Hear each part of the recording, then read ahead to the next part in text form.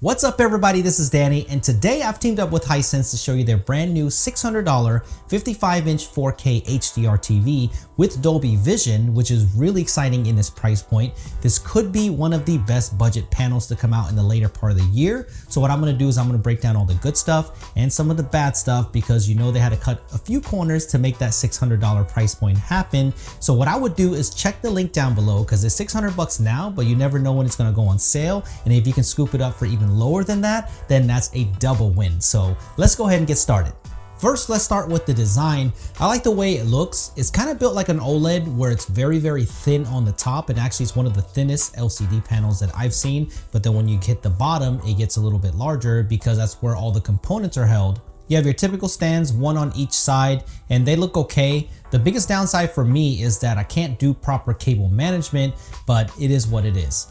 But if you like to wall mount, that doesn't matter because you don't have to deal with the stands. You can put it directly on the wall with VESA mounts on the back. But what's cool is there are very slim bezels on the side. So I think this will actually look really good on a wall.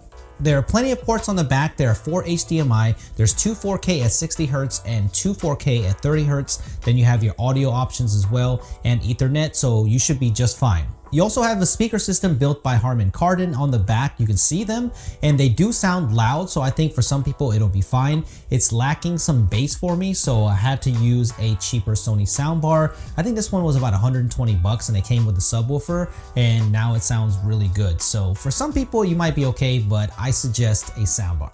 Let's get to the most important thing, and that's picture quality. This is an ultra LED panel, so you're gonna get decent brightness. You're also gonna get great contrast, and you're gonna get some poppy colors. So for most people, you're gonna love the way this looks. It doesn't take that much to get this panel to look good. There are a lot of settings here too as well, and also you can calibrate it if you want to your liking. You get 120 Hz refresh rate, which is really nice for this price point, and it handles motion very well. So if you're gonna be watching sports or you're gonna be playing games, I think you're gonna be just fine on this. So for the budget panel, I think this is one of the better ones that I've seen that handles motion. So I think you're gonna be very happy with this in this price point.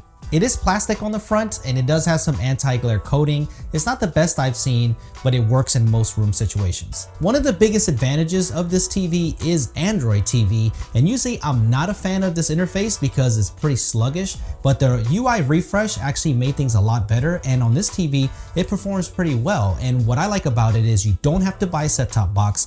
You have access to the Google Play Store and also games, so you can pretty much download any app that you want to, and you can actually play games on this directly on the TV. All you have to do is have a Bluetooth controller, and I can confirm that this works. I was playing Leo's Fortune on here. It's running pretty smooth, so I think this is a good package for people that don't want to buy a set-top box because it's all built into the TV. But if you do want to hook on some consoles, then you can. I have an Xbox One X right here, and I've been playing the new Forza on here, and it looks absolutely incredible. And that's one thing that you're gonna love, is that on gaming mode, the game input lag is actually very good on this. So there's high-end panels that I've used this year that have had horrific gaming lag, but on this $600 TV, you're gonna be pleasantly surprised.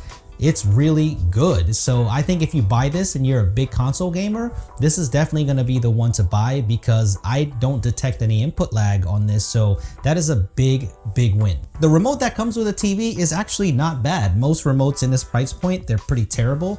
And there are a lot of buttons up here, and it's not the best looking remote I've seen, but I like the simplified buttons. I do like the Android navigation buttons here on the bottom too. Your back, your home, your play, which I like. And I like there's a Google Assistant button right here. So that's great, because now you don't have to buy a Google Home either, because you can control all your smart home stuff through here, or ask what everybody asks. What's the weather like in New York this week?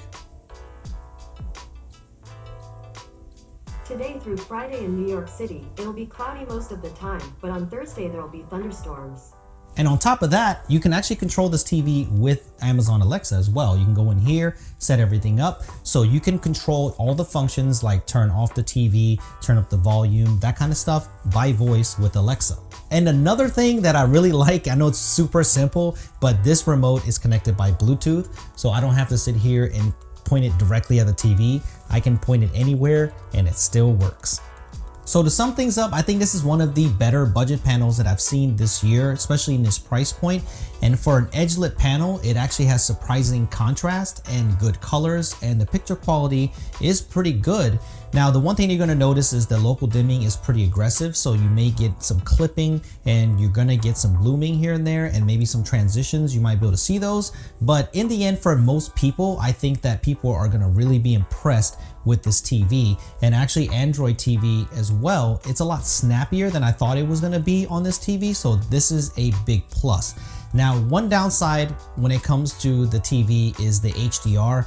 This TV is decently bright for most people, but for you to enjoy HDR, it doesn't really bring that HDR pop out that you might want. It still looks good, but compared to higher end panels, you get to really see the difference between HDR and this one. Even though HDR is enabled, you may not be as wowed by the HDR, but still good that this is here.